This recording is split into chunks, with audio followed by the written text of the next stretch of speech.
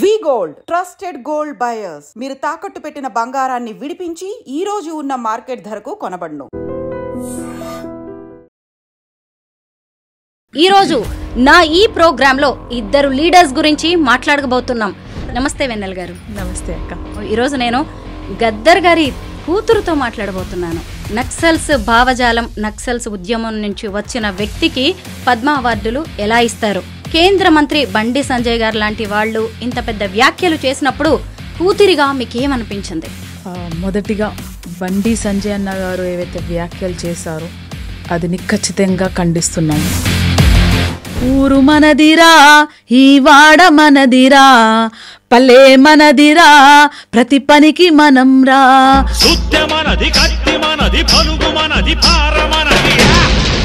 ఆ రోజు వాళ్ళు కొట్లాడినారు కాబట్టి నేను ఈ రోజు ఇంత స్వేచ్ఛగా ఇక్కడ కూర్చొని మాట్లాడగలుగుతాను, ఒక దళిత బిడ్డని. అయితే 10 ఏళ్ల టీఆర్ఎస్ పాలనలో ఎక్కడ కూడా ఆయనకి సముచిత స్థానం అనేది దక్కలేదు. మరి ఇప్పుడు చూస్తేనేమో ఆయనకి పద్మ అవార్డులదేముంది, ఏకంగా నోబెల్ బహుమతే రావాలని బీఆర్ఎస్ నేతలు కామెంట్స్ చేస్తున్నారు. మీరేమంటారు? గద్దర్ గారిని స్మరించుకుంటూ ఆయన మహిళల కోసం పాడిన ఒక్క పాట మీ గొంతు నుంచి వినాలను. నిండు మాసానాడు ఓలచ్చ గుమ్మడి, ఆడబిడ్డ పుట్టినాదో ఓలచ్చ గుమ్మడి. ఆ పాటలు ఇప్పటికి కూడా ప్రజల్ని కదిలిస్తాయి, ఇప్పటికి కూడా చైతన్యవంత పడుస్తాయి. ఇప్పుడు మళ్ళీ ఆ గొంగణ్ణి మళ్ళీ మీరు ధరిస్తున్నారు. దీని ఉద్దేశం ఏంటి? గద్దర్ గారి ఆశయాలకు ప్రతీక వెన్నెల గద్దర్ అనుకోవచ్చా? So my ambition, my vision is to మంచి క్వాలిటీ ఎడ్యుకేషన్ అనే ఫోకస్ మీద నేను నడుస్తూ ఉన్నాను. All of the sudden I jumped in to politics. నేను అలా అయిపోతానేమో, ఇందులో కొట్టుకుపోతానేమో అని భయం వేసి, బికాస్ వీఆర్ హ్యూమన్ బీయింగ్స్ కదా. ఎలక్షన్ స్టార్ట్ అయిపోగానే నామినేషన్ డే రోజు నుంచి ఇలా గొంగడేసుకుని వెన్నెల. కోట్లాది మంది మనసుల్లో గద్దర్ గారు తన ఒక విప్లవ నాయకుడిగా ఆయన ముద్ర వేసుకున్నారు. అయితే అలాంటి ఆయన కుటుంబం గురించి పెద్దగా ఎవరికీ తెలియదు. మీ ఫ్యామిలీ గురించి కొన్ని డీటెయిల్స్ మాకు చెప్తారా? గద్దర్ గారి వారసురాలుగా ఆయన ఆశయ సాధనకు మీరేం చేయాలనుకుంటున్నారు? ఆశయ సాధన ఆయనకు ఏది చేసినా తక్కువే. మనం ఆయనని రీచ్ కాలేము. ఆయనకు చేయగలిసింది అంటే నేను నాకు ఇచ్చిన ఏ బాధ్యతగా ఆయన నిజాయితీగా పనిచేయడమే నేను చేయగల పెద్ద నివాళి. అందరికీ నమస్కారం. నేను Swaroopa Potlapalli. Welcome to the leader.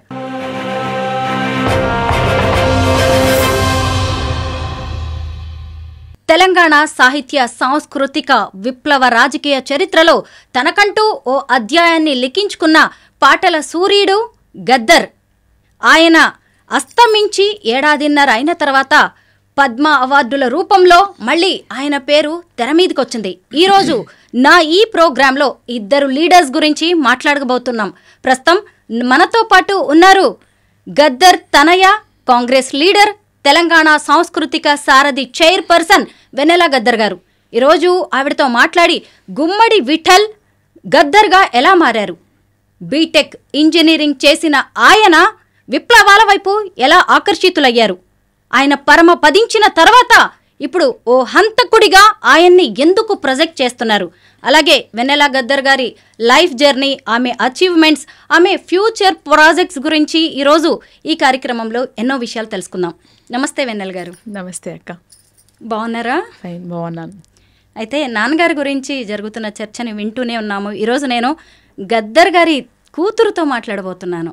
ముఖ్యంగా ఏంటంటే నక్సల్స్ భావజాలం, నక్సల్స్ ఉద్యమం నుంచి వచ్చిన వ్యక్తికి పద్మ అవార్డులు ఎలా ఇస్తారు, అలాగే బీజేపీ కార్యకర్తలను, ఆర్ఎస్ఎస్ నేతలను, పోలీసులను పొట్టన పెట్టుకున్న వారికి పద్మ అవార్డులు ఇచ్చే ప్రసక్తే లేదని కేంద్ర మంత్రి బండి సంజయ్ గారు లాంటి వాళ్ళు ఇంత పెద్ద వ్యాఖ్యలు చేసినప్పుడు కూతురిగా మీకేమనిపించింది? మొదటిగా బండి సంజయ్ అన్న గారు ఏవైతే వ్యాఖ్యలు చేశారో అది ఖచ్చితంగా ఖండిస్తున్నాము. అట్లాగే యావత్ భారతదేశం, తెలుగు ప్రజలంతా 2 రోజులుగా చాలా ముక్తకంఠంగా ఎక్కడ పడితే అక్కడ వాళ్ళు ఖండిస్తూనే ఉన్నారు, నిరసన ప్రదర్శనలు చేస్తూనే ఉన్నారు. నాకేమనిపించిందంటే, అంటే ఒక సామాన్యమైన ఆడపిల్లకు చూస్తే ఒక తండ్రిని, ఆ చిన్నపిల్ల అయినా సరే తండ్రిని ఎవరన్నా ఏమైనా అన్నారనుకోండి, ఫస్ట్ కొట్టి మాట్లాడుతుంది.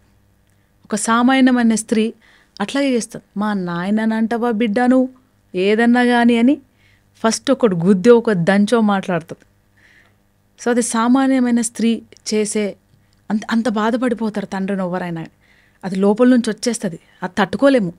ఎవరితోనైనా కొట్లాడతాం, ఎవరినైనా ఏమైనా చేసేస్తాం మా నాన్న దగ్గరకు వస్తే అని ఒక ఆవేశం లోపల నుంచి పుంజుకొచ్చేస్తుంది. You cannot stop a women, a child, especially female baby love towards father. నాకు అట్లాగే ఉంటుంది, అట్లాగే ఉంది.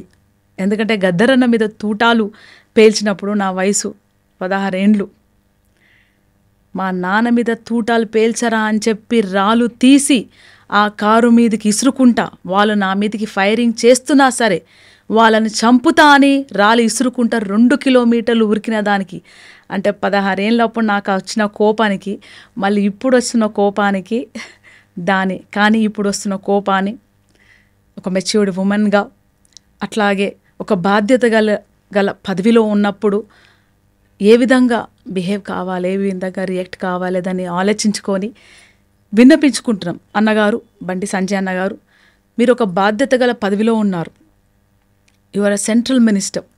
మనం ఏది మాట్లాడినా కానీ ప్రజలను ఉద్దేశించి మాట్లాడతాం. ప్రజల్ని, ఒక నాయకుడు ప్రజల్ని ఎప్పుడు తప్పు దారి పట్టించరు. తను ఎంత కష్టాలు పడుతున్నా కానీ ప్రజల్ని కరెక్ట్ దారిలో నడపాలనే చూస్తారు.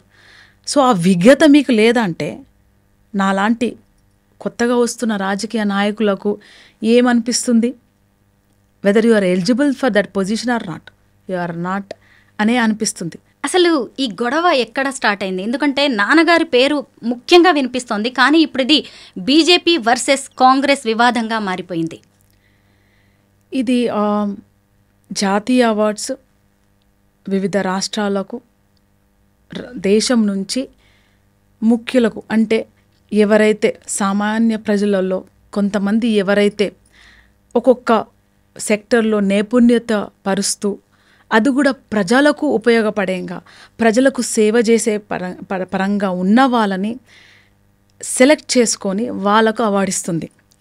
సో ప్రతి ఒక్క రాష్ట్రం నుంచి కూడా ఒక నివేదిక, రిప్రజెంటేషన్స్ ఆర్ కొన్ని నేమ్స్ వెళ్తాయి జాతీయ అవార్డ్స్కి. అప్పుడు రాష్ట్ర ప్రభుత్వం కొంతమంది పేర్లను ప్రతిపాదించి పంపించినప్పుడు ఆ 5గురిలో 6గురిలో పేర్లు రాలేదు. అట్లాగే మనకు వచ్చిన 2 అవార్డులకు స్వాగతిస్తూ అన్న వాళ్ళకు అభినందన తెలిపారు మన ముఖ్యమంత్రి రేవంత్ అన్న గారు. వాళ్ళకు అభినందన తెలుపుతూ పాటు కొంచెము బాధ వ్యక్తపరిచారు. అంటే బాధ వ్యక్తపరచడంలో తప్పు లేదు, నోటికొచ్చినట్టు మాట్లాడడంలో తప్పు ఉంది. You can convey your message. నేను 10 మందిని పంపించినాను, మన వాళ్ళకి రావాలి, ఎందుకంటే it is our right, they are completely eligible. ఏ విధంగా పంపించామంటే వాళ్ళ పేర్లు వాళ్ళని కళారంగంలో ఎలిజిబుల్ అని పంపించారు. ఒక పాటతో ఒక రాష్ట్రాన్ని సాధించి పెట్టిన మనిషి గొప్పవాడు కాదా? కోట్లాది గొంతులై నిలిచిన ఒక్క గొంతుతోనే గెలిచింది తెలంగాణ అనే ఒక మాటతోని పంపించిన, తమ జీవితాలు త్యాగం చేస్తారు ఒక తెలంగాణ కోసం, తొలి దశ యుద్ధం నుంచి అనే ఒక బాధ మన రేవంత్ అన్న గారు వ్యక్తపరిచారు. ఆయన స్థాయిలో ఉన్నప్పుడు ఆయన వ్యక్తపరచడంలో తప్పు లేదు. నేను ఒక లేఖ రాస్తాను, సరే అక్కడ ఉన్న ప్యానెల్లో తెలియదేమో, తప్పిదాలు జరిగాయేమో, సో వీళ్ళ డీటెయిల్స్ ఇంకొంచెం రాసి పంపిస్తాను, నేను లేఖ రాస్తానని చాలా సింపుల్గా సామాన్యులు కూడా అర్థమయ్యేటట్టు చెప్పారు. సో దానికి కౌంటర్గా మార్నింగ్ బండి సంజయ్ అన్న గారు చాలా పాజిటివ్గా చెప్పాల్సింది. అరే మనకు వచ్చినారు, పంపించినారు, అది ప్యానెల్ వాళ్ళు సెలెక్ట్ చేస్తారు, అక్కడ ఏమైనా అయిందేమో, గద్దరన్న కానీ, మన గోరెంటి వెంకన్న కానీ, అందరిశ్రీ కానీ, తిరుమలరావు గారు కానీ, సుక్క అన్న కానీ, వాళ్ళందరూ కూడా మనవాలే అని చెప్పింటే మాత్రం అక్కడ ఉంటుండే అన్న బండి సంజయ్ అని. వాడోడు వీడోడు అంటే నువ్వు ఓడు అంటారు. అదే జరిగింది ఇప్పుడు, అంతే కదా. Very simple, you are just talking like an a layman, right? ఒక బాధ అంటే వాడోడు ఆయన ఎందుకు ఇస్తాం, మేము ఇయ్యమంటే అసలు మీ ఇంట్లో నుంచి ఇస్తున్నారా? నాకు వందలాదిగా ఫోన్స్ వచ్చాయి. First day we are just listening, analyse చేయాలి కదా మనం పెద్దవాళ్ళు మాట్లాడినప్పుడని. వందలాదిగా ఫోన్స్ ప్రెస్ నుంచి, సామాన్య ప్రజల నుంచి, అమ్మ ఇంట్లో నుంచి ఇస్తున్నారమ్మ బండి సంజయ్ అనే అవార్డు, లేక బీజేపీ పార్టీ ఇస్తుందా, లేకపోతే అది జాతీయ పురస్కారమా? ఆ క్లారిటీ ఇవ్వండి ప్రజలకి. So the way you are communicating plays a very important role. అది తెలియకుండా ఆ స్థాయి దాకా పోయినామంటే ఒక సామాన్య ప్రజల జీవితాలు తెలియకుండా, ఒక సామాన్య ప్రజల మాట భావాలు తెలియకుండా ఒక కుర్చీలోకి రాగానే ఇష్టం వచ్చినట్టు మాట్లాడితే నిన్ను ఎవరైతే ఊసబెట్టారో వాళ్ళని తీసి పాతాళానికి తొక్కేస్తారని అని ఒక భయము భక్తి లేకుండా మాట్లాడితే 2 రోజులు జరుగుతున్నది అదే. తన పదం కథంతో కోట్లాది మందిలో విప్లవ జ్వాలలు రేకెత్తించిన ప్రజా యుద్ధ నౌక గద్దర్ గారు. ఆయన ఉన్నత చదువులు చదువుకున్నారు. ఆ రోజుల్లోనే ఇంజనీరింగ్ చేసి ఆయన ఉద్యమం వైపు ఎందుకు వెళ్ళారు? ఎందుకంటే ఇప్పుడు ఆయన గురించి వచ్చిన మాటలు చిన్నవేం కాదు, కొందరి ప్రాణాలు పోవడానికి కారణమైన వ్యక్తి అంటున్నారు. ఇందులో నిజమెంత? మీకు తెలిసిన వాస్తవాలేంటి? గద్దర్ గారు ఒక దళిత కుటుంబంలో జన్మించారు. ఒక అంటరాని కుటుంబం, ఒక అణగారిన కుటుంబం, ఊరికి వెలివేయబడ్డ కుటుంబం, మనుషుల్ని మనుషులుగా చూసే కుటుంబం కాదు. ఆయన పుట్టి పెరుగుతున్న తరుణంలో ఒక చిన్న బిడ్డ, అరే నేను ఈ వాడల్నే ఉండాలి బిడ్డ, మనం అక్కడ గేటు దాటిపోవద్దు అంటే అర్థం కాదు కదా చిన్నపిల్లలకు. మా అమ్మ కష్టపడుతుంది, మా నాన్న ఇంకొక పట్నం పోయి ఊరికి పోయి పని చేసుకొని నెలకు 6 నెలలు వస్తున్నారు. మా ఇద్దరు అక్కలు చిన్న 5 ఏళ్ళు 6 ఏళ్ళకే మన దగ్గర తిండి లేక పెళ్లి చేసి ఇంకొక ఊరికి పంపించేశారు. మా అన్న చదువుతున్నాడు కాబట్టి నాకు చదువు లేదు. ఒక పూట మా అమ్మ తింటే ఒక పూట నేను తింటే ఇంకొక పూట మా అన్నకు పెట్టేవాళ్ళ. మా అమ్మకు ఒక పూట కూడా తిండి లేదు కాదు. మాకు చదువు లేదు, మాకు నీళ్లు లేవు, మాకు బట్టలు లేవు. నా ఒక్కదాని కాదు, నా చుట్టుపక్కల పరిసరాలు అంటే మళ్ళీ ఆ గేటు దాటితే, ఆ వాడ గీత దాటితే ఇంకొక ప్రపంచం. వాళ్ళకి ఎక్కువ తిండి ఉన్నాయి, ఎక్కువ బట్టలు ఉన్నాయి, అన్నీ ఎక్కువ ఉన్నాయి. ఇదేమీ అన్యాయం అని చాలా చిగురిస్తున్నప్పుడే ఆయనకు మనుషుల్లో ఈ డిఫరెన్సెస్ కనిపిస్తాయి. ఎందుకంటే కారణ్య జన్ముడు కాబట్టి, కారణ్య జన్ముడు యుగపురుషుడు కాబట్టి చిన్నప్పటి నుంచే ఆ జ్ఞానాన్ని ఏంటి అని క్వశ్చనింగ్. ఏ చిన్న సామాన్య మనం ఇంట్లో మన బిడ్డల్నే కొంచెం డిఫరెన్స్ చూపిస్తే, అమ్మ ఎందుకు అలా చేస్తున్నావు, నన్ను ఎందుకు ఇలా చేస్తున్నావు ప్రశ్నిస్తారు. స్కూల్లో, బడిలో, గుడిలోకి రానిచ్చేవారు. అలాంటి జరుగుతున్న తరంలో మా తాతగారు అంబేద్కర్ గారి క్లాసెస్ విన్నారనమాట. సో మా తాతగారు అంబేద్కర్ వాది. అప్పటికే మా అత్తమ్మల్ని చదివించారు ఆ ఏటనే. ఇంట్లో దళిత బిడ్డలు మనమంతా చదువుకోవాలి, అనగారిన వర్గాలకు, అంటరాని వాళ్ళకు, స్త్రీలకు, అణిచివేతబడుతున్న వాళ్ళకు చదువే ఆయుధం, జ్ఞానమే ఆయుధం. చదవాలని కుటుంబ సభ్యులకు అందరికీ చదువు కష్టపడి చదువు నేర్పించుకుంటూ వచ్చారు. ఆ చదువుతున్న క్రమంలో అంబేద్కర్ వాదిగా తన జీవితాన్ని మొదలుపెట్టారు గద్దర్ గారు. అలా చదువుకుంటూ ఆల్వేస్ టాప్ ఉన్నారు. ఇంటర్మీడియట్ కంప్లీట్ చేసి, PUC కంప్లీట్ చేసి, ఇంటర్ కంప్లీట్ చేసి అక్కడి నుంచి పైన ఉస్మానియా యూనివర్సిటీ ఇంజనీరింగ్ స్టార్ట్ అయినప్పుడు కనెక్ట్ అయ్యారు ఆర్ట్స్ క్లబ్కి, నక్సల్బరీ మూమెంట్కి. తనలో ఉన్న ఆ ఆటని, పాటని, ఒగ్గు కథని ఈ ఆర్ట్ లవర్స్ అసోసియేషన్ కనెక్ట్ అయ్యి, నక్సల్బరీ మూవ్మెంట్ కనెక్ట్ అయ్యి, అప్పుడు తను అనుకున్నాడు ఇది ఒక దారి, నా కన్నీలకు, నా అణిచివేతకు, నాతో ఒక మనిషిని మనిషిగా చూడని తరాన్ని కొట్లాడి సాధించుకుంటేనే నా ఒక్కొని కాదు, లక్షలాదిగా చనిపోతున్న, అణిచివేయబడుతున్న అనగారిన వర్గాలకు, మైనారిటీలకు, స్త్రీలకు, పిల్లలకు ఒక బతుకుబాట అవుతుందేమో అని తనకు కనిపించిన దారిలో అప్పుడు వాళ్ళు కరెక్టే అనిపించినారు. ఊరు మనదిరా, ఈ వాడ మనదిరా, పల్లె మనదిరా, ప్రతి పనికి మనం రా, సుత్తె మనది, కత్తి మనది, పార మనది, పలుగు మనది, హా బండి మనదిరా, బండెడ్లు మనైరా, ఆ దొర ఏందిరో, దొర పీకుడేందిరో, జాలిం కోన్ రే, ఉస్కా జులుం క్యా రే. Of course that was right at that time. ఆ రోజు వాళ్ళు కొట్లాడినారు కాబట్టి నేను ఈరోజు ఇంత స్వేచ్ఛగా ఇక్కడ కూర్చొని మాట్లాడగలుగుతాను ఒక దళిత బిడ్డని. అది సమాజమే అక్కడ, that is a fact there. So అలా ప్రయాణం మొదలైన గద్దర్ గారు then comes to is a Naxalite అన్నారు. సో బండి సంజయ్ అన్న గారు అండ్ ప్రజలకందరికి తెలియాల్సిన నిజం, who is a Naxalite. Who is a Naxalite? నక్సలైట్లని ఎవరు తయారు చేశారు? నక్సలైట్ అంటే ఏమిటి? వాళ్ళు ఏమన్నా బిజినెస్లు నడుపుతున్నారా? భూదందాలు నడుపుతున్నారా? ల్యాండ్ మాఫియాలు నడుపుతున్నారా? ఉష్క మాఫియా నడుపుతున్నారా? లిక్కర్ మాఫియా నడుపుతున్నారా? రైట్, పిల్లల్ని ఫ్యామిలీని కోట్లు కోట్లు గడించి అమెరికా బ్యాంకులలో రిజర్వ్ బ్యాంక్స్లలో దాచుకుంటున్నారా? Everybody should know, the educated have to know, the women have to know who are in the urban area. ఎవరు నక్సలైట్లు? కూటికి లేని వాళ్ళు, కన్నీళ్ళు కష్టాలు అణిచివేతలో పెరుగుతున్నవారు.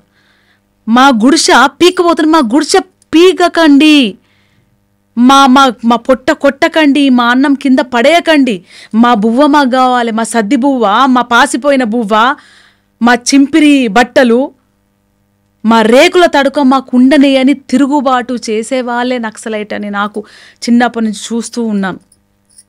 వాళ్ళు కొట్లాడుతున్నారు, జల్ జంగల్ జమీన్ అని కొట్లాడుతున్నారు. వాళ్ళని మీరు పోయి అడవిలోకి పోయి స్పెషల్ టాస్క్ ఫోర్స్ పెట్టి కోట్ల కొద్దీ ఏని ఇంప్లిమెంట్ చేసి పట్టుకొని వచ్చి కాల్చి ఎన్కౌంటర్స్ అంటున్నారు. దానికి నిజ నిర్ధారణ చేసి మాట్లాడండి ముందుగా మీ ప్రభుత్వం. మీరు మరి బహిరంగంగా తిరుగుతున్న దొంగల్ని లంగల్ని ఏం చేస్తున్నారండి మీరు? బెయిల్ వచ్చేస్తే గంటకే. డ్రగ్ మాఫియా నడుస్తూనే ఉంది, ల్యాండ్ మాఫియా నడుస్తూనే ఉంది, స్త్రీల మీద రేపులు నడుస్తూనే ఉన్నాయి, పిల్లల్ని మీద దౌర్జన్యం నడుస్తూనే ఉంది, అణిచివేత నడుస్తూనే ఉంది. మరి బహిరంగంగా కనిపిస్తున్న వాళ్ళని మరి ఇంప్లిమెంట్ చేసి కోర్టులు ఇంప్లిమెంట్ చేసి ఒక పోలీస్ కేసు పెట్టి జైల్లో పెట్టే దమ్ము లేని వాళ్ళు. ఈ వ్యత్యాసం ప్రజలకు అందరికి తెలియాల్సిన అవసరం ఉంది. Who is naxalite? అట్లానే నేను నక్సలైట్ బిడ్డగా నాకు తెలుసు, నేను చిన్నప్పుడు ఎంత నిజాయితీగా ఉండిపోయినారు, పని చేసినారు, చనిపోయిన అమరులైనారు. ఎంతమంది రెడీ ఉన్నారండి తమ జీవితాన్ని వదిలేసని ఇంకొవరి కోసమో, ఇంకో తెలవని వాళ్ళ కోసం పోయి ఎన్కౌంటర్ చనిపోవడం, మన వాళ్ళ కోసం మనమే మన పైసలు పాకెట్ నుంచి పైసలు తీసి ఇయ్యని యుగంలో బతుకుతున్నప్పుడు, and you are going and giving your lives to the people who don't know, sacrificing your life just like our independence, just like our Telangana agitation, right? అది వ్యత్యాసం తెలవాలి. దాని మీద చాలా డిబేట్ జరగాలి. మేధావులు, నేను చాలా చిన్న దాన్ని మాట్లాడడానికి, రైట్? సో మేధావులు మాట్లాడాలి, జర్నలిస్టులు మాట్లాడాలి, సామాన్య ప్రజలు మాట్లాడాలి, ఒక రీసెర్చ్ నడవాలి. This research has to be done. 60 ఏళ్ళగా నక్సల్బరీ మూవ్మెంట్ నడుస్తుంది, ఇంకా నడుస్తుంది. ఎక్కడ చిన్నపిల్లలు పట్టుకొని నడుస్తున్నారు, కొట్లాడుతున్నారు, తిరుగుబాటు చేస్తున్నారు. తప్పు లేదు. చంటి బిడ్డ కూడా తిరుగుబాటు, పసికందు కూడా పాలియకపోతే తిరుగుబాటు చేస్తారు. ఆ తిరుగుబాటు చేసిన వాళ్ళందరూ నక్సలైట్లు అయితే డెఫినెట్లీ వాళ్ళు నక్సలైట్లు అవుతారు, గద్దర్లు అవుతారు. సో ఇది తెలుసుకోవాల్సిన జ్ఞానము. ఇది మంచి క్వశ్చన్ రేజ్ చేసినారు బండి సంజయ్ అన్న గారు. సో సామాన్య ప్రజలు, మన అర్బన్లో ఉన్నవాళ్ళు, యావత్ భారతదేశం అంటే నక్సలైట్లు ఎవరు, మావోయిస్టులు ఎవరు, అసలు వాళ్ళు ఎందుకు ఉంటారు, మనం పోయి చూద్దాం. Right, all the educated, all the research students go and do the research study and go to them, talk to them. వాళ్ళేమో దొంగలాగా హైదరాబాద్లో ఎన్ని దొంగతనాలు అవుతున్నాయండి, ఇంట్లోకి వచ్చి కొట్టి తీసుకొని పోతారు. మరి దాని ఎందుకు హరికడతలేరు? రైట్, సో ఇలా మాట్లాడుకుంటే ఇట్ విల్ గో అనండి. నాన్నగారిని గుర్తు చేసుకుంటే మీకు ఏం గుర్తొస్తుంది? చిన్నప్పుడు ఆయనతో గడిపిన క్షణాలు, ఆయన్ని ఎలా ఉండేవారు, ఆయనతో మీ అనుబంధం ఏంటి? నాన్నతో చాలా చాలా తక్కువ సమయం గడిపాము. వెరీ హార్ట్ టచింగ్ టైమ్స్ అనమాట. అంటే అది చెప్పలేము, we cannot express, but it's was a great time. అంటే ఏ బిడ్డకైనా సరే తండ్రితో గడిపిన ఏ మూమెంట్ అయినా చాలా అద్భుతం. కానీ ఒక మెచ్యూరిటీ లెవెల్కి వచ్చినాక ఏం అర్థమవుతుందంటే, ముందుగా గద్దర్ గారు చెప్పేది, అమ్మాయిలు చదువుకోవాలి, ఎకనామిక్ ఇండిపెండెన్స్ ఉండాలి, సొంత కాళ్ళ మీద వాళ్ళు నిలబడాలంటే, సొంత కాళ్ళ మీద నిలబడేంటో అనుకునేది చిన్నప్పుడు. సో ఎకనామిక్ ఇండిపెండెన్స్ ఉండాలి, ఎవరిని చేయి చాచి అడగొద్దు, నీ స్వతగా బతకాలన్నది. సో అది చాలా బలంగా కూర్చుంది నాకు తెలియకుండానే. పెరిగినా కొద్దీ ఇంకేం తెలిసింది, అమ్మాయిలు ఏడవద్దు, కన్నీళ్ళని కత్తులు చేసి కొట్లాడాలి ఆడపిల్లలు, కన్నీళ్ళని కత్తులు చేసి కొట్లాడాలి. అందుకే చాలా తక్కువ చూశారు కన్నీళ్ళు మా అమ్మ, మా నాన్న, మా ఆయన. చాలా ఐ డోంట్ క్రై. గద్దర్ అన్న చనిపోయినప్పుడు కూడా గుండె నిండా బాధున్న ఆ బాధని కత్తుల రూపంలో తయారు చేసి ముందుకెళ్తున్నాను, కానీ కన్నీళ్ళు గుండెల్లోనే ఉన్నాయి. మూడోది ఏమన్నారంటే, తను స్త్రీవాది. మూడోది ఏమన్నారంటే, మంచైనా చెడైనా నేను ఆడపిల్ల వైపే ఉంటాను. తప్పు ఉండొచ్చు, అమ్మాయి తప్పు చేస్తుండొచ్చు, తప్పు కారణాలు చాలా ఉంటాయి. ఆ పరిస్థితులు మనం ఉంటే, మీరుంటే, ఇంకొక స్త్రీ ఉంటే కూడా అదే తప్పు చేస్తుందేమో. సో ఆడపిల్ల వైపే ఉండాలి. ఎందుకంటే భారతదేశంలో అది ఏ కులానికి సంబంధించిన పర్లే, అది దళిత కులానికైనా సంబంధించిన పర్లేదు, అది ఒక బ్రాహ్మణిజం అమ్మాయినా పర్లేదు, ఇంకొక కులమైన పర్లేదు, ఎక్కడ చూసినా సరే ఒక స్త్రీని ఒక వస్తువుగానే పరిగణిస్తారు. యాజ్ ఆఫ్ నౌ కూడా ఒక స్త్రీని ఒక ఆట బొమ్మ, మగ జాతి కోసమే పుట్టింది, మేము చెప్పినట్టే ఉండాలి, మా కోసమే ఉండాలి, తన సొంత వ్యక్తిత్వం, జీవితము, ఆశ లేకుండా. So most vulnerable, especial in India, all over the country, is women. And the most beautiful, most sensitive and most powerful is the women. ఒక స్త్రీ లేకపోతే ఆ కుటుంబం లేదు, ఆ వాడ లేదు, ఆ సమాజమే నిర్మాణం అవ్వదని నిజాన్ని కప్పిపుడుతున్నారు ఈ మనువాదులు. సో గద్దర్ అన్న ఎప్పుడో చెప్పినవి వినుకుంటూ రావడము, తను చదివినవి, తన జీవితాన్ని బయట ఏదైతే చెప్తే అది ప్రాక్టికల్గా ఇంట్లో అవలంబించడము. సో వాళ్ళు మాట్లాడిన దానికంటే వాళ్ళు ఇంప్లిమెంట్ చేసిందే మా మీద చాలా ఇన్స్పైర్ అయి ఉంది. అదనమాట. గద్దర్ గారిని స్మరించుకుంటూ ఆయన మహిళల కోసం పాడిన ఒక్క పాట మీ గొంతు నుంచి వినాలని. సో గద్దర్ గారు రాసిన పాటలు చాలా ఉమెన్ మీద చాలా ఉన్నాయి, అన్నీ కొలాజ్లో పాడాను. సో నేను మొదటిగా చాలా చిన్నప్పుడు రేడియోలో విన్న పాట, చాలా అద్భుతం ఆ పాట ఒక జోల పాటలా ఉంటుంది. ఆ పాట ఒకటి ఇన్స్పైరింగ్ ఉంటుంది, గుండెని కదిలిస్తుంది. ఆ పాట చివరిగా నీ సంగతి చూస్తా బిడ్డ అంటది. సో అప్పుడు అర్థమయ్యేది కదా ఆ పాట. అలా 2-3 పాటలు పాట. మదనా సుందారి మదనా సుందారి సందేలా పొద్దుల్లో జమినై పాపడదో మదనా సుందారి మదనా సుందారి మదనా సుందారి నీళ్ళల్లో మెరిసేటి నీ మోము చూసో మదనా సుందారి మదనా సుందారి మదనా సుందారి దారిన బోవంగా దొరగాడుగాసే మదనా సుందారి. అట్లాగే తర్వాత నేను విన్న పాట ఆయన నోట, అమాస సీకటి అర్ధరాతిరి సెల్లమ్మ ఓ సెల్లమ్మ ఎక్కడికమ్మా బయలుదేరినవు సెల్లమ్మ నా సెల్లమ్మ అమాస సీకటి అర్ధరాతిరి సెల్లమ్మ ఓ సెల్లమ్మ ఎక్కడికమ్మా బయలుదేరినవు సెల్లమ్మ నా సెల్లమ్మ బాయిల పడితే బాధలు తీరవు సెలమ్మ నా సెలమ్మ బందుకులెత్తి బయలుదేరవే సెలమ్మ నా సెలమ్మ. తర్వాత విన్న పాట మా నాన్నమ్మ మీద రాసిన పాట. అది ఇప్పటికీ ఒక 50 ఏళ్ళు అయిపోతున్నా సరే పాట రాసి, ఆ పాట వింటే ఇప్పటి కూడా స్త్రీ జీవితాలు అదే. సిరిమల్లే సెటు కింద లచ్చుమమ్మో లచ్చుమమ్మ నువ్వు సినబోయి కూసుంటావెందుకమ్మో ఎందుకమ్మా నెత్తంత మాసింది రైకంత జినిగింది కొత్తది గొన నీకే కైకేలే లేవాయే కుంచి పేల్కలు గట్టి లచ్చుమమ్మో లచ్చుమమ్మో నువ్వు కూలీకే పోయినావా లచ్చుమమ్మో లచ్చుమమ్మ. తర్వాత రాసిన పాట మా అమ్మ మీద రాశారు. అంటే అమ్మ మీద అంటే ఉద్యమాలకు వెళ్ళిపోయినాక ఎవరైతే స్త్రీలు ఇంట్లో ఉంటారో వాళ్ళ బాధను రాశారు. వాళ్ళు ఏ విధంగా కష్టాలు పడుతున్నారు, ఏ విధంగా ఈ దోపిడి రాజ్యంతో ఎదుర్కొంటున్నారు, సామాన్య ప్రజలతో ఎదుర్కొంటున్నారని చిన్న పాట అమ్మ మీద రాసిన పాట.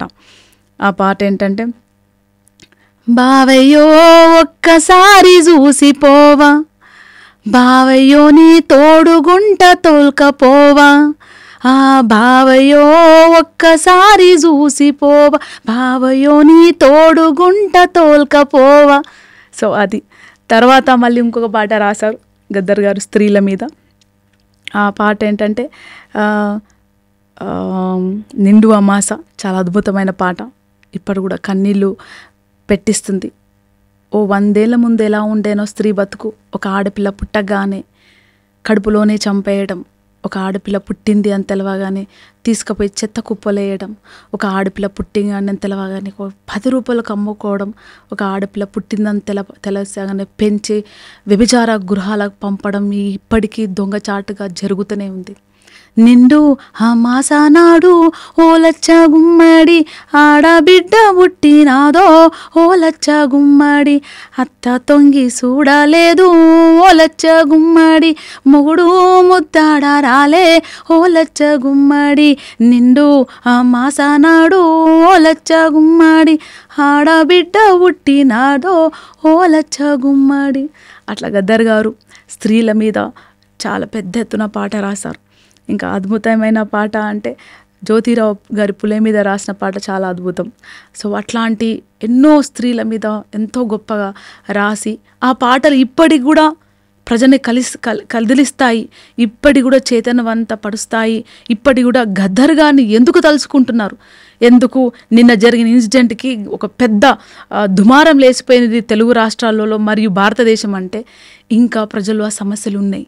ఆ ప్రజలని మనసుకి తట్టించి వాళ్ళ బాధని ఒక పాట రూపంలో రాసి దానికి ఒక సొల్యూషన్ కూడా ఇచ్చింది గద్దర్ గారు పాట. ఎప్పటి వరకైతే అణిచివేత ఉంటుందో అప్పటి వారికి గద్దర్ అన్న బతికే ఉంటారు. తెలంగాణ ఉద్యమంలో గద్దర్ గారిది కీలక పాత్ర.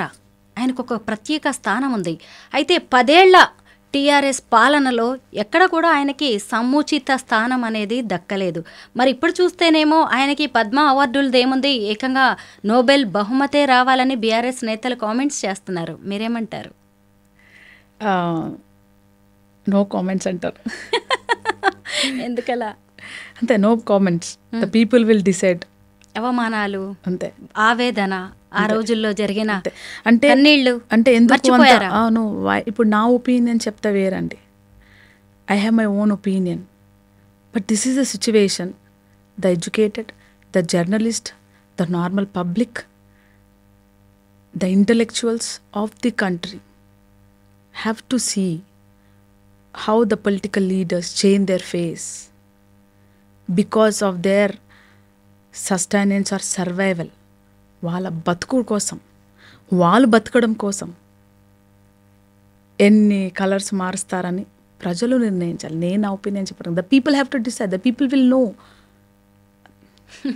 ఎంఆర్పిఎస్ అధ్యక్షుడు మందకృష్ణ మాదిగ గారికి పద్మశ్రీయే వచ్చింది. అయితే ఆయన్ని అభినందించడం పక్కన పెట్టి గద్దర్కి రాలేదు అనే దాన్ని ఇష్యూ చేస్తున్నారు అని మళ్ళీ మీ వైపే రివర్స్ కౌంటర్స్ వేస్తున్నారు. మీరేం సమాధానం చెప్తారు దీనికి? చాలా ఆనందంగా ఉంది. మందకృష్ణ మాదిగ అంకుల్ గారు మేము చిన్న నాయన అని పిలుచుకుంటాము, మా తండ్రి సమానులు. చాలా హ్యాపీగా అనిపించింది. నేను మార్నింగ్ కాల్ చేసి మెసేజ్ పెట్టి మీకు వచ్చింది నాన్న, చాలా హ్యాపీ ఫీల్ అయింది, వీఆర్ ఫీలింగ్ ప్రౌడ్ అని చెప్దాం అనలేకపోతే దిస్ ఇన్సిడెంట్ అయిపోయి. సో అన్నగారికి అంకుల్ గారికి కంగ్రాచులేషన్స్ చెప్పే దాని లోపలనే మీరు ఇక్కడ నిప్పురవ్వ అంటించినారు. సో ఎవరిని అంటించారు నిప్పురవ్వ? మీరు ఎవరిని ఒక పెద్ద కొండని ఢీగొట్టినారు. గద్దర్ అన్న ఒక ఇండివిజువల్ కాదు, ఒక మహాశక్తి. గద్దర్ అంటేనే ప్రజల శక్తి. గద్దర్ గారికి గద్దర్ అనే నామకరణం చేసిందే ప్రజలు. ప్రజా యుద్ధ నౌక అంటే ప్రపంచంలో ఎవరికి ఆ బిరుదు రాలేదండి. ప్రజా యుద్ధ నౌక, పీపుల్స్ పోయెట్. మా నాన్న గద్దర్ అన్న నాకు ఒక్కదానికి నాన్న కాదు, నాలాంటి ఎంతోమంది స్త్రీలు తమ్ముళ్ళు ఆ యూట్యూబ్ ఛానల్స్ చూస్తుంటే వాళ్ళు ఎక్కడ పడితే అక్కడ ఎట్లా రెస్పాండ్ అవుతున్నారు. అట్లా అనమాట. సో అంత పెద్ద మనిషిని తెలంగాణ ఈ గడ్డ మీద అయితే మీరు ఇప్పుడు ఎంపీలు ఎమ్మెల్యేలు అయ్యి రాజ్యసభ టికెట్ తెచ్చుకున్నారు. ఆ గడ్డ కోసము ఎంతోమంది అమరులు త్యాగాలు పొందితే మీరు ఆ భూమి మీద నిలబడుతున్నారు. గద్దరన్న పాటతో తెలంగాణ యావత్ తెలంగాణ ప్రతి ఇంటిని ఆయన పాటతో కదిలించి ఐక్యం చేసి అన్ని కులాల వాళ్ళను మతాల వాళ్ళను పొలిటికల్ పార్టీ వాళ్ళను కలుపుకొని తెలంగాణ సాధనలో ఆయన పాటై ముందు నిలిచిన అతన్నే తెలంగాణ అంటే గద్దర్, గద్దర్ అంటే తెలంగాణ. మరి మీరు గద్దర్ అంటే తెలంగాణ ప్రజలు రియాక్ట్ కాకపోతే ఎలా అండి చెప్పండి. సో జనరల్ అలా రియాక్ట్ కాలేదనుకోండి, ప్రజలు కూడా పొలిటీషియన్స్ అయిపోయినా అనుకోవాలి.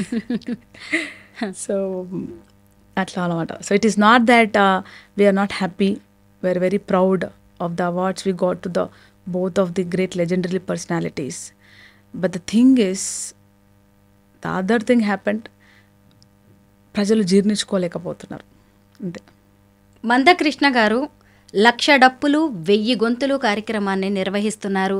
ఒక దళిత బిడ్డగా ఎస్సీ ఉపవర్గీకరణ మీద మీ అభిప్రాయం ఏంటి? గద్దర్ అన్న బౌద్ధవాది, గద్దర్ అన్న అంబేద్కర్వాది, మా అమ్మ కూడా అంతే. సో మేము ఏ భావజాల్లో పెరిగామంటే కుల నిర్మూలన వర్గ నిర్మూలననే వినుకుంటూ వచ్చాం. సి వాట్ యు లిజన్ చిన్నపిల్ల నుంచి అది తెలుస్తుంది. సో నేను ఆ భావజాలంతోనే వెళ్తున్నాను. భారతదేశంలో మాట్లాడే హక్కు, చెప్పే హక్కు ఉంది కాబట్టి కులం గురించి నేను ఎక్కువ మాట్లాడకుండా, వాళ్ళైతే ఏదన్నా కులం గురించి వర్గీకరణ గురించి వెళ్తుంటే దానికి డెఫినెట్లీ నా వంతు సపోర్ట్ చేస్తూ ఉంటూ వస్తాను. అట్లాగే భారతదేశంలో భారతదేశాన్ని నడిపించే ఒక భారత రాజ్యాంగం అనేది ఉంది.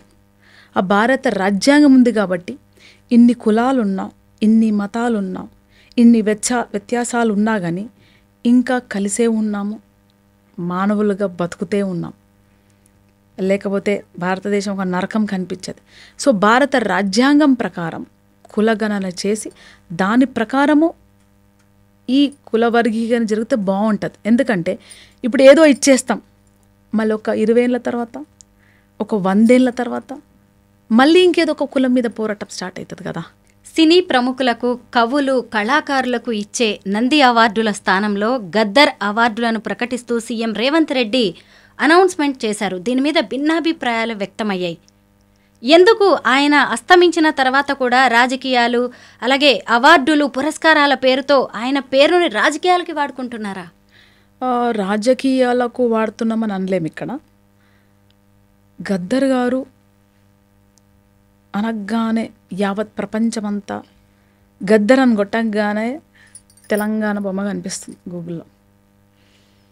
తెలంగాణ లీడర్స్ అని కొట్టగానే మొదటి పేరు గద్దర్ అని ఎంతోమంది కనిపిస్తూ ఇప్పటికాలం గద్దర్ గారి పేరు కనిపిస్తుంటుంది. సో ఏ తెలంగాణ సాధించి పెట్టిన మనిషిని అవమానించారు, మనిషిని మనిషిగానే గుర్తించలేదు.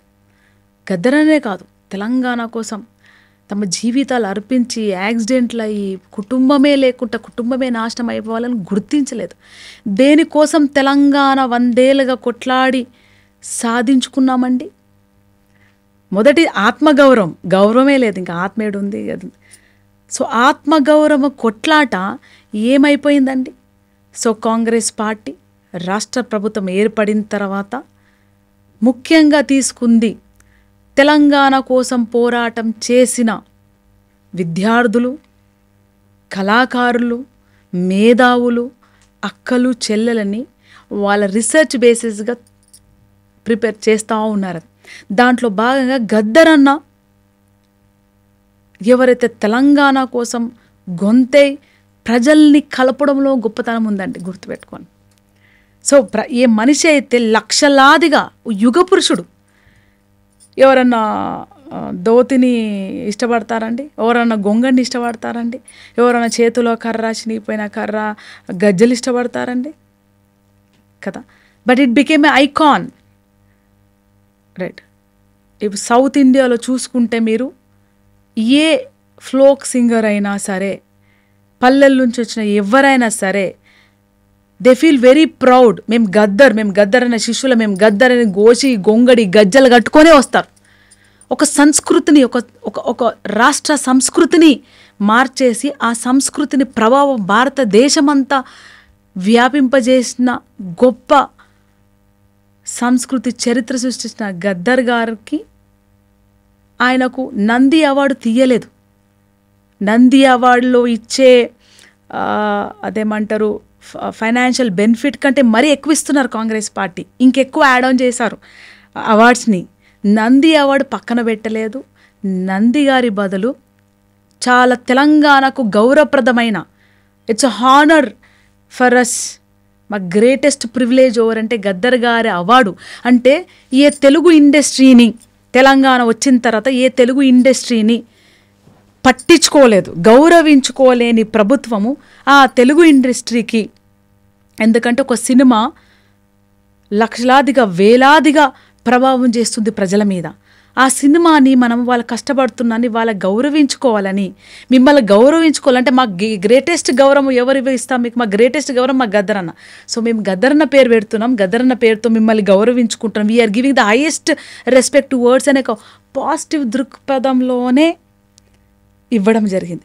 ఎందుకు గద్దర్ గారిని గుర్తు చేసుకోవాలంటే ఎస్, గద్దర్ గారిని, తెలంగాణ అమరవీరులని, చాకలి ఐలమ్మని, అట్లా ప్రతి ఒక్కరిని ఎందుకు గుర్తు చేసుకోవాలంటే రేపు రానున్న తరానికి, రానున్న యువతకి వాళ్ళ జీవితాలు తెలవాలి కదండి.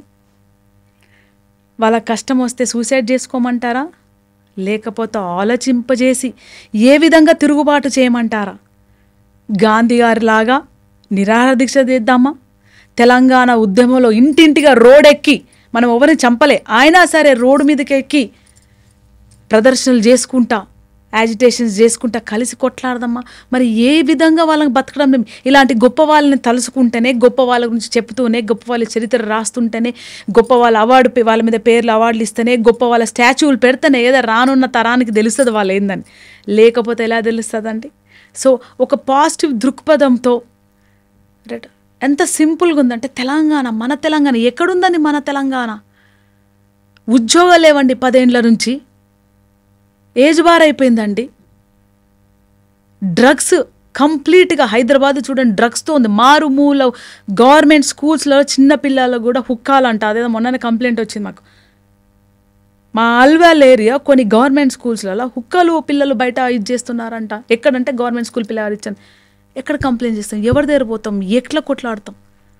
తెలంగాణ ఎటుపోయింది? తెలంగాణ భౌతికంగా తెలంగాణ వచ్చింది, సామాజిక తెలంగాణ, మనిషికి విలువిచ్చే తెలంగాణ కావాలని మరో సామాజిక యుద్ధాన్ని మొదలుపెట్టడానికి వెళ్ళి చనిపోయిన గద్దరన్న ఆశయాన్ని కాంగ్రెస్ పార్టీ తన భుజాల మీద పట్టుకొని పోయింది. కాబట్టి గద్దరన్న బిడ్డగా నేను కూడా కాంగ్రెస్ పార్టీతో జత కలిపి నడుస్తున్నాను.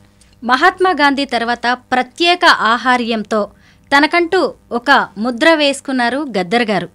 ఆయన ఎప్పుడు కూడా షర్ట్ వేసుకునేవాళ్ళు కాదు, ధోతీ కట్టుకునేవాళ్ళు, చేతిలో ఒక పెద్ద కర్ర ఉండేది, గజ్జలు కట్టుకునేవాళ్ళు, ఎప్పుడు ఈ గొంగడి ఉండేది, చేతిలో రుమాలు ఉండేది. ఇప్పుడు మళ్ళీ ఆ గొంగడిని మళ్ళీ మీరు ధరిస్తున్నారు. దీని ఉద్దేశం ఏంటి? గద్దర్ గారి ఆశయాలకు ప్రతీక వెన్నెల గద్దర్ అనుకోవచ్చా? డెఫినెట్లీ అండి.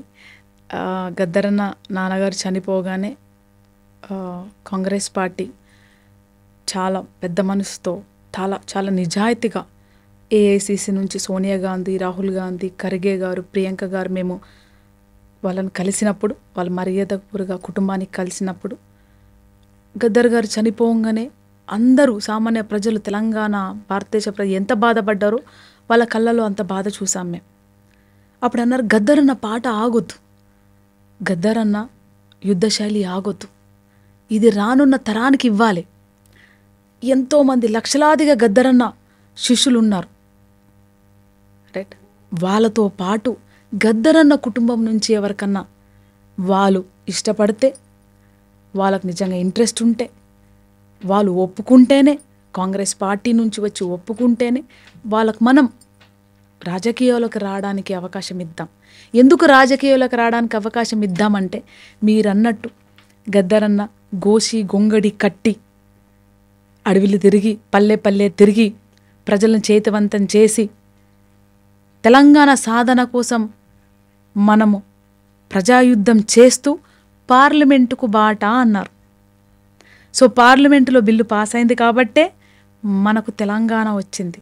ఇక్కడ మనం యుద్ధం చేస్తూ, ప్రజాయుద్ధం చేస్తూ కూడా పార్లమెంటులో మనం భాగం కావాలి, పాలనలో మనం భాగం కావాలి అనే ఒక ఓటు హక్కుని ప్రజలకు అప్పజెప్పాలనే ఉద్దేశంతో ఆయన ముందుకెళ్లారు. కాబట్టి ఫ్యామిలీకి మనం అవకాశం వాళ్ళు ఒప్పుకుంటేనంటే అప్పుడు తప్పకుండా నేను కానీ అన్న కానీ అని ముందుకొచ్చినప్పుడు, కంటోన్మెంట్ నుంచి అక్కడ సాయన్న గారు చనిపోతే అక్కడ చెల్లి నందితాను పెడుతున్నప్పుడు అక్కడ అమ్మాయి కాబట్టి ఇక్కడ వెన్నెల పెడితే అని అలా అవకాశం నాకు రావడం జరిగింది.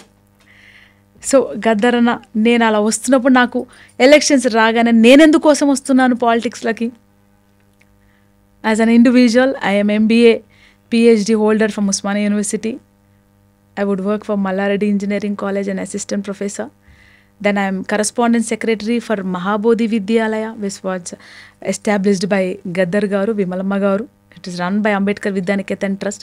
Gata 11 ఏళ్ళగా నేను school correspondent secretary. So my ambition, my vision is to మంచి క్వాలిటీ ఎడ్యుకేషన్ అనే ఫోకస్ మీద నేను నడుస్తూ ఉన్నాను. నా అంబిషన్ స్త్రీల కోసం, పిల్లల కోసం ఏమైనా చేయాలి అనే ఉద్దేశంతో all of the sudden I jumped into politics. అప్పుడు రాజకీయాల్లో చూస్తే ఏం తెలుస్తుంది అంటే, మనకు రాజకీయాల్లోకి వస్తున్నామంటే ఒక సేవాభావంతో వచ్చినా సరే కొన్ని రోజులు కాగానే అది వేరే దారి తీస్తుంది. ఉద్దేశం మర్చిపోతున్నాం, ఆశయం మర్చిపోతున్నాం. నేను అలా అయిపోతానేమో, ఇందులో కొట్టుకుపోతానేమో అని భయం వేసి, బికాజ్ వీఆర్ హ్యూమన్ బీయింగ్స్ కదా, సో మర్చిపోతానేమని భయం వేసి అప్పుడు నేను ఈ గొంగడు తీసి ఎలక్షన్ స్టార్ట్ అయిపోగానే నామినేషన్ డే రోజు నుంచి ఇలా గొంగడు వేసుకుని, వెన్నెల మీరు గద్దరన్న బిడ్డ, సో మీరు ఎందుకోసం వచ్చారు, ఏ ఆశయం కోసం వచ్చారు, ఏ ఆశయ సాధన కోసం వచ్చారు ప్రతినిత్యం గుర్తు చేయడానికి ఈ గొంగడి. ఎందుకంటే పాలిటిక్స్లోకి రాగానే వెనకాల బ్యాక్ ఎండ్ బ్యాకప్ ఉంటాయి. నాకు బ్యాక్ ఎండ్ లేదు, బ్యాకప్ లేదు. బ్యాక్ ఎండ్ ఉందంటే యావత్ భారతదేశ ప్రజలు, కళాకారులు, ఉద్యమకారులు, స్త్రీలు, గద్దరన్న అభిమానులు, ఆయన పిల్లలే నా బ్యాక్ ఎండ్ బ్యాకప్.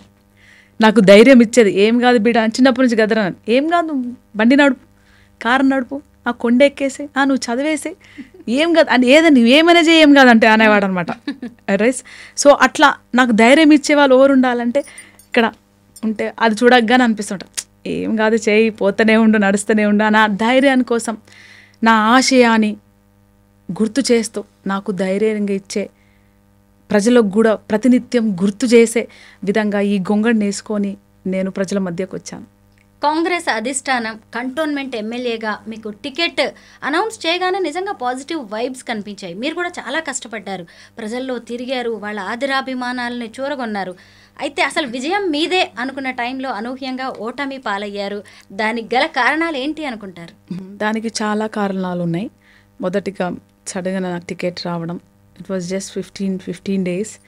సో అది కనెక్ట్ కావడం చాలా టైం పట్టింది. ఎందుకంటే ప్రజలకు తెలిసే లోపలనే ఎలక్షన్స్ అయిపోయాయి. సో అదొకటైంది. And Congress party since 15 years అక్కడ కాంగ్రెస్ పార్టీ లేదు. ఎందుకంటే తెలంగాణ ఉద్యమం, తర్వాత 10 ఏళ్ళు బీఆర్ఎస్. సో అక్కడ సాయన్న గారు కూడా చాలా మంచి లీడర్ కాబట్టి, ప్రజల మధ్యలో ఉండే లీడర్ కాబట్టి సాయన్న గారి పట్టు ఒకటి ఉంది. సో కనెక్టివిటీ ఒకటైంది. అండ్ ఒకటి ఎంటైర్ జిహెచ్ఎంసీ, ఎస్పెషల్లీ అర్బన్లో ఎలా ఉన్నారంటే మనకు బీఆర్ఎస్ వచ్చేస్తుంది, బీఆర్ఎస్ వచ్చింది, సోషల్ మీడియాలో ట్రాల్ అయ్యే ఒక సైకలాజికల్ ఇది కూడా మొత్తం ఎంటైర్ జిహెచ్ఎంసీ కూడా ఓటమి పాలు కావడంలో ఆ భాగంలో కూడా నాది జరిగింది అని అనుకుంటున్నాను. సో దాంట్లో ఉన్న విషయాల్ని, లోపాలని అదొక ఎక్స్పీరియన్స్గా తీసుకొని వస్తూ నేనేమనుకున్నానంటే, నేను ఓడిపోలేదు, ఒక యుద్ధంలో ఒక సైనికురాలుగా నా కత్తి ముందే ఇరిగిపోయింది, కానీ ఆ యుద్ధం గెలిచింది, మా రాజ్యం గెలిచింది, కాంగ్రెస్ పార్టీ గెలిచింది. గద్దరన్నకు వెన్నెల గెలవాలని లేకుండే, గద్దరన్నకు ప్రజాస్వామిక రాజ్యం గెలవాలంటే, నిరంకుశిత పాలన ఓడిపోవాలి, గడీలు కట్టించిన పాలన ఓడిపోవాలని నినాదం ఇచ్చారు. So I'm very happy and wise proud that నాకు ఓడిపోయిన భావననే కలగలేదు. So that was very good moment for me. కంటోన్మెంట్లో 2 మహిళలు పోటీ పడ్డారు. ఇటు చూస్తే గద్దర్ గారి తనయ వెన్నెల, అటు చూస్తే సీనియర్ లీడర్ సాయన్న గారి కూతురు లాస్య నందిత. మొత్తానికి లాస్యానందిత అక్కడ గెలిచారు. కానీ అనుకోకుండా ఆవిడ కొద్ది నెలల్లోనే రోడ్ యాక్సిడెంట్లో చనిపోయారు. అప్పుడు ఏమనిపించింది? అది చాలా బాధ అనిపించింది. చెల్లి మేము చాలాసార్లు కలుసుకున్నాము. అట్లాగే నామినేషన్ డే రోజు కూడా we wished each other. That was a very positive message అందరికీ వెళ్ళింది. రాజకీయ నాయకులు ఎలా ఉండాలి, నేను తనకు ఆల్ ది బెస్ట్ చెప్పా, తను నాకు ఆల్ ది బెస్ట్, మేము కౌగులించుకున్నాం. ఎందుకు జరిగిందంటే రాజకీయాలకు ఎందుకు వస్తాం? నేను నా సిద్ధాంతం ప్రకారం ప్రజలకు సేవ చేయడానికి వస్తున్నాను. మీరు మీకున్న ఆలోచన విధానం సిద్ధాంతం ప్రకారం ప్రజలు సేవ చేయడానికి వస్తాం. The goal is to serve the people. నువ్వు గెలిచినా పీపుల్కి సర్వ్ చేస్తావు, నేను గెలిచినా పీపుల్కి సర్వ్ చేస్తామని ఒక పాజిటివ్ కార్నర్ని వి విష్డ్ ఈచ్ అదర్. తను గెలిచినాక కూడా ఐ విష్డ్ హర్, కలిసి పనిచేద్దాము అని ముందుకెళ్ళాం. కానీ ఆల్ ఆఫ్ ది సడన్ తను చనిపోవడం అసలు ఇట్ వాజ్ అ షాకింగ్. చాలా బాధగా అనిపించింది. అంటే ఒక దళిత బిడ్డ, ఒక స్త్రీ, రాజకీయాలకు అప్పుడప్పుడే అడుగు పెడుతున్న స్త్రీ, ఒక అవకాశం వచ్చింది to make her own mark, to give a message to the society as a downtrodden women. సడన్గా అలా కావడము యావత్ కంటోన్మెంట్ అందరికి చాలా బాధ కలిగించిందండి. ఓటమి పాలైన తర్వాత అసెంబ్లీ ఎన్నికల్లో ఇక వెన్నెలా గద్దర్ తెరమరుగవుతారు అనుకున్నారు కొందరు.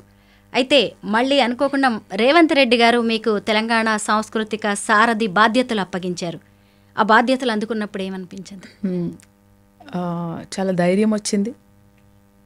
పార్టీ పట్ల ఇంకా గౌరవం పెరిగింది. ఎందుకంటే ప్రతినిత్యము ఒక ఉద్యమకారుణ్ణి ప్రజల్లో పెట్టాలి, ప్రజలు మర్చిపోతుంటారు, we have to motivate them అనే ఒక ఉద్దేశంలో వెన్నెలమ్మ గద్దర్ అన్న బిడ్డ, మా చెల్లె ఓడిపోయినా సరే తన గెలుపులో భాగం, మా యుద్ధంలో భాగమైంది. తనకు ఒక సముచిత స్థానం ఇచ్చి ప్రజల్లో ఉంచాలి, నిరంతరం ప్రజల మధ్యలోకి తీసుకుపోవాలి. గద్దర్ అన్న పోరాట స్మృతిని, పాటని ప్రజలోకి తీసుకుపోయి మరీ ప్రతిక్షణం చైతన్యవంతం పరచాలని ఒక ఉద్దేశంగా తీసుకొని బాగా ఆలోచించి తెలంగాణ సాంస్కృతిక సారథిగా నన్ను చైర్పర్సన్ చేశారు. దానికి ఎందుకు చేశారంటే గద్దర్ అన్న ఒక కళాకారుడు. తెలంగాణ కళాకారులు అందరూ గద్దర్ అన్న స్ఫూర్తి, ఆయన శిష్యులే. సో నన్ను తీసుకొని వచ్చి ఇక్కడ పెడితే సారథిలో పనిచేస్తున్న కళాకారులు, అయితే బయటగా వందలాదిగా లక్షలాదిగా ఉన్న కళాకారులు అందరం ఐక్యమై తెలంగాణ పునర్నిర్మాణానికై పాటుపడతామని ఒక ఉద్దేశంతో, చాలా మంచి ఉద్దేశంతో తీసుకొచ్చి నాకు ఈ స్థానం ఇవ్వడం జరిగింది. సో ఆ బాధ్యతలు ఇప్పుడే తీసుకోవడం జరిగింది. ఇప్పుడిప్పుడే అన్నీ చదువుకోవడము, రాయడము, తెలుసుకోవడం జరుగుతుంది. రానున్న టైంలో తెలంగాణ సాంస్కృతిక కళాకారులకు ట్రైనింగ్స్ ఇస్తూ వాటిని మళ్ళీ గ్రౌండ్ లెవెల్లో పల్లె తిరుగుతూ ప్రభుత్వం అందిస్తున్న వివిధ స్కీమ్స్ అన్నీ అట్టడుగులున్న ప్రజలకు చేరవేసే బాధ్యత, ద గ్రేటెస్ట్ రెస్పాన్సిబిలిటీ ఆఫ్ ఈ టీఎస్కేస్కి ఉంది. అంటే ప్రభుత్వం ఏవైతే స్కీమ్స్ ఇస్తుంటుందో అది నిజమైన లబ్ధిదారులకు పొందాలి, మధ్యలో దళారీలు లేకుండా అనే ఒక ఉద్దేశాన్ని ప్రజలకు తీసుకుపోవడానికి ఆ కార్యాచరణ ఆల్రెడీ కళాకారులు 550 మంది కళాకారులు ప్రజల్లో తిరుగుతూనే ఉన్నారు. వివిధ రకమైన సోషల్ యాక్టివిటీస్, గవర్నమెంట్ యాక్టివిటీస్ జరుగుతూనే ఉన్నారు. వాటితో పాటు జస్ట్ నా ఫీల్డ్ స్కెడ్యూల్ స్టార్ట్ కాగానే నిన్నటి నుంచి ఈ స్కెడ్యూల్ స్టార్ట్ అయిందనమాట. కొత్త షెడ్యూల్. లేకుంటే నాది 27, 28, 29 నేను ఆదిలాబాద్ ట్రిప్లో ఉండే అనమాట. సో అది క్యాన్సిల్ అవ్వడం జరిగింది. కోట్లాది మంది మనసుల్లో గద్దర్ గారు తన ఒక విప్లవ నాయకుడిగా ఆయన ముద్ర వేసుకున్నారు. అయితే అలాంటి ఆయన కుటుంబం గురించి పెద్దగా ఎవరికీ తెలియదు. మీ ఫ్యామిలీ గురించి కొన్ని డీటెయిల్స్ మాకు చెప్తారా? ఎప్పుడు గొప్ప వాళ్ళ కుటుంబాల గురించి తెలియదు. ఎందుకంటే గొప్ప వాళ్ళ కుటుంబాలు ఎప్పుడు పట్టించుకోలే, సంఘ సేవల కుటుంబాలు ఎప్పుడు పట్టించుకోలే, ప్రజానాయకులు ఎప్పుడు కుటుంబాలను పట్టించుకోలే. లెఫ్టిస్ట్ భావాలు ఉన్నట్లయితే మరీను అసలు కుటుంబం ఉందా చచ్చిపోయిందని కూడా చూడలేదండి. సో ఈ భావజాలం ఉన్న వాళ్ళ కుటుంబాలన్నీ చాలా కష్టాలు పడతాయి. ఊర్లో ఉండే కుటుంబం ఒకలా ఉంటే అర్బన్ సిటీలో ఉండే కూడా తిండికి, బట్టకు, సమాజం నుంచి వెలివేయబడి అంటరాని వాళ్ళకంటే ఇంకా అంటరాని వాళ్ళం ఆల్రెడీ, ఇంకా దాంట్లో ఇంకా మీరు ఇందాక నక్సలైట్లు బిడ్డలను, మావోయిస్టు బిడ్డలను, ప్రజా సంఘాల బిడ్డలను, కుల సంఘాల బిడ్డలను అని తక్కువ చేసి చూడడం, మేముగా పెరగకపోవడం, అంటే భయంలో పెరగడం, ఆ భయంతో తిరుగుబాటు చేయడం, ఇలాంటివన్నీ జరుపుకుంటూ ఈ మా కుటుంబమే కాదు, I'm representing all the families who are standing behind the leaders, right, leaders. So వాళ్ళెంత సాక్రిఫైజో కుటుంబాలు కూడా అంతే సాక్రిఫైస్ చేస్తాయి. గద్దర్ అన్న మీద అటాక్ అయినప్పుడు ఎంటైర్ ఫ్యామిలీ ఉన్నాం. అమ్మ నాన్న మీద అటాక్ అయినప్పుడు విమలమ్మ గద్దర్ అన్నకు ఎదురుగా నిలబడి ఫైరింగ్ కానియకుండా చూసింది. అందుకే మిస్ ఫైర్ అయ్యాయి. అంటే ఎంత ధైర్యవంతురాలు తను, ఒక స్త్రీ తూటాలకు ఎదురు నిలబడి తన భర్తని కాపాడుకున్న భారతీయ స్త్రీ, ఒక సామాన్యమైన స్త్రీ, ఒక దళిత స్త్రీ. ఎక్కడ ట్రైనింగ్ ఇవ్వలేదు మాకు ఎవరు, నోబడి హ్యావ్ ట్రైన్డ్. మేము అడవిలో ట్రైనింగ్ అయితే తీసుకున్నాం కాదు, జనాలకు తెలియాలి కదా. Yes, right. అది మనసులో వచ్చింది. మనసులో ఇందాకన్నారుగా బిడ్డగా ఏంటంటే, బిడ్డగా అంటే తిరుగుబాటు వస్తుంది. అట్లా ఒక స్త్రీగా తన భర్తను కాపాడుకోవాలి. ఒక నేను చనిపోయినా సరే ఒక మహాకవిని, ప్రజల కోసం పనిచేస్తున్న ఒక మహాయోధుణ్ణి కాపాడుకోవడానికి తన జీవితం త్యాగం చేయడానికి సిద్ధమై ఎదురుగా నిలబడ్డది. అలా మేము లోపట ఉన్నాము. శబ్దం వినిపించగానే లోపటి నుంచి నేను, మా పెద్దన్న సూర్యమన్న పరిగెత్తుకుంటూ, అట్లాగే మాతో పాటు ఇంట్లో ఉన్న 2 తమ్ముళ్ళు ఉండే అనమాట, కేశవ, తర్వాత చెల్లి రాణి అన్నప్పుడు పరిగెత్తుకొని వచ్చి షాక్లో గురేవరికి అన్న అరుస్తూ ఉన్నాడు. నేనేం చేస్తాను, ఇందాక చెప్పినట్టు నేను చాలా చిన్న అమ్మాయిని. మా ఇంట్లో ఎప్పుడు కట్టెలు రాళ్ళు రెడీగా ఉండేది, ఎందుకంటే సెల్ఫ్ డిఫెన్స్ కోసం అన్నమాట. అప్పుడు ఆ టైంలో చంపేస్తామని థ్రెటింగ్ కాల్స్ వస్తున్నప్పుడు ఎప్పుడు రెడీగా ఉండేవాళ్ళు. సో మాకు అది చూసి రాళ్ళు తీసుకొని ఆ హంతకుల మీదకి నేను విసురుకుంటూ వెళ్ళినప్పుడు నా మీదకి 4 ఫైరింగ్స్ జరిగాయి. 1, 2, 3 ఫైరింగ్స్ జరిగితే ఆ కార్ని 2 కిలోమీటర్ చేజ్ చేసి పరిగెత్తి రాళ్ళు ఉరువుకుంటా ఆ కార్ నంబర్ నోట్ చేసుకొని వచ్చి, అంతలోపట మా పెద్దన్న పక్క వాళ్ళు పరిగెత్తుకొని వస్తే అక్కడ మనకున్న పాలమూరి గుడిసెల వాళ్ళు పరిగెత్తుకొని వచ్చేవారికి మా పెద్దన్న స్కూటర్ మీద ఎక్కించుకొని, అంటే మా పెద్దన్న కూడా అప్పుడు ఎంత ఉన్నాడంటే ఈ వాజ్ జస్ట్ 18 years, 18 కూడా అంతే, 18-19 years ఉంటాడు. అంత చిన్న భయాందోళన, అంటే మేము నాట్ ట్రైన్ కానీ యాక్టివ్గా నాన్నని తీసుకొని స్కూటర్ మీద కూర్చొని పట్టుకొని లోతుకుంటూ హాస్పిటల్కి వచ్చి, అక్కడ నుంచి సికింద్రాబాద్ హాస్పిటల్కి వచ్చేవారికి గాంధీకి నేనేం చేసా, లోపలికున్న డైరీ అప్పటికే టెలిఫోన్ ల్యాండ్ లైన్ తీసేస్తామన్నమాట. ఎందుకంటే థ్రెటనింగ్ కాల్స్ ఎక్కువ వస్తున్నాయని చెప్పి, డిస్టర్బ్ అవుతున్నామని దాన్ని తీసేస్తామని ఒక 1 month ముందే డిస్కనెక్ట్ అయింది. ఎక్కడ ఉండేవారు మీరు? మేము వెంకటాపురంలో భూదేవి నగర్లో ఉండేవాళ్ళం. సో వెళ్ళేసి ఆ కాల్స్ బూత్లో వెళ్ళి మొత్తం అందరికి ఇన్ఫర్మేషన్, పోలీస్ స్టేషన్ నుంచి సెక్రటరీ వారికి, సీఎం ఆఫీస్ వారికి, దళిత సంఘాలకు అన్నిటికీ మెసేజ్ వెళ్ళిపోయిన తర్వాత ప్రెస్కి వెళ్ళిపోయింది. బై 6 o'clock 5:15 అయింది. 6 o'clock ఆల్ ఇండియా రేడియోలో న్యూస్ వస్తే ప్రజలంతా రెస్పాండ్ అయ్యి గాంధీ హాస్పిటల్ దగ్గర ధర్నా చేస్తే ఇమీడియట్గా గద్దర్ గారికి ఫస్ట్ ఎయిడ్ జరుగుతూ అక్కడి నుంచి గద్దర్ గారిని నిమ్స్కి తరలించి ఇమీడియట్గా ప్రభుత్వం నిర్ణయం తీసుకొని ఆపరేషన్ చేయబడితే గద్దర్ గారు బతికారు. So this is the sacrifice of a family. And బతికిన తర్వాత మళ్ళీ మేము అనలేదు కదా మీరు బయటికి పోవద్దు, రైట్, మిమ్మల్ని చంపేస్తారు, మా లైఫ్ ఖరాబ్ అయిపోతే, నేను ఇంజనీర్ కావాలనుకుంటున్నాను, నేను మా చిన్న డాక్టర్ కావాలనుకుంటున్నారు, మా పెద్దన ఇంకేదో కావాలనుకుంటున్నారు, మాకు చదువులు ఏమైపోతాయి, మా బతుకులు ఏమైపోతాయి, మా జీవితాలు ఏమైపోతాయి, మాకు తిండి ఏంది అని మేము కొట్లాడలేదు. వి నెవర్ స్టాప్డ్ హిమ్ కదా. ఆయన మళ్ళీ పునర్జన్మ తీసుకొని ఆయన మళ్ళీ ఒక 26 ఏళ్ళు 27 ఏళ్ళు ప్రజల కోసమే తన జీవితాన్ని అంకితం చేశాం. ఒక ఫ్యామిలీగా ఆయనను ఎప్పుడు ఆపలేదు, మా కన్నీళ్ళు చెప్పలేదు, మా కష్టాలు చెప్పలేదు, తప్పులు ఒప్పులు సరిదిద్దుకుంటూ జీవిత పయనంలో భాగమై ఆయన వెన్నంటూ ఉన్నాం. అది మేమే కాదు, ప్రతి ఒక్క సంఘాల లీడర్, ప్రజా ఉద్యమాలున్న కుటుంబాల పరిస్థితి అది. గద్దర్ గారి వారసురాలుగా ఆయన ఆశయ సాధనకు మీరేం చేయాలనుకుంటున్నారు? ఆశయ సాధన ఆయనకు ఏది చేసినా తక్కువే. మనం ఆయనని రీచ్ కాలేము. We cannot reach a great personality, right. ఆయనంతా నేను చేయలేను. ఆయనకు చేయగలిసింది అంటే నాకు ఇచ్చిన ఏ బాధ్యతగా ఆయన నిజాయితీగా పనిచేయడమే నేను చేయగల పెద్ద నివాళి.